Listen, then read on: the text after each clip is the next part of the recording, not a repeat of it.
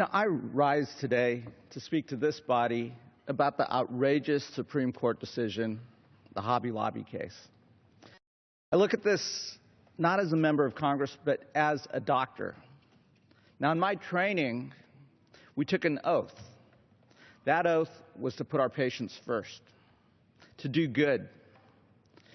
My core job as a doctor is to sit with my patients, answer her questions, talk about the risks and benefits and the various options that are available, but then to empower my patients to make the decisions that best fit their lives. To women, there's no greater decision than when to start a family, when to become a mother. And that's why protecting those reproductive rights and reproductive options are so important. That's core to our oath as physicians.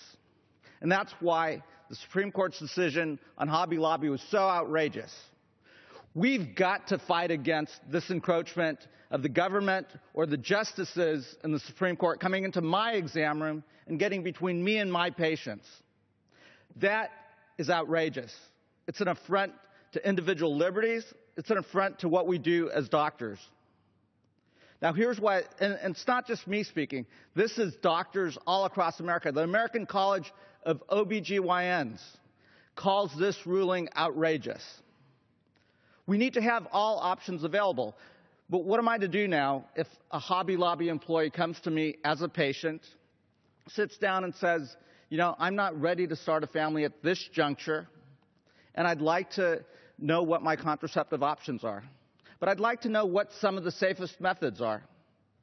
Well, IUDs often are 20 times more effective and extremely safe. But the Supreme Court has now made that option unavailable for me. I didn't go to medical school, I did. As a doctor, it is my oath to provide all those options. Now, others might say, well, that patient can still choose to get it. The reason people have health insurance is because they want to have available health care when it's necessary. What if that patient can't afford that health care option? Many patients, hourly workers, often contraception can cost up to $600 a year. They're not able to afford it. That's why this is such an outrageous decision. We've got to keep the government and the Supreme Court out of our exam room. Now, it's even more personal than that. I'm a husband and I'm a father.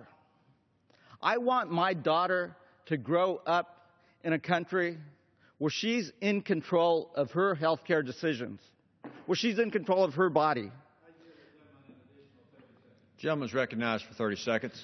So as a doctor, as a father of a daughter, I am proud to support the Not My Boss's Business Act because it puts patients back in charge of their health care decisions, and we, as a country, prize individual liberties and individual freedoms above all. So this gives those decisions back to the patients, and I yield back.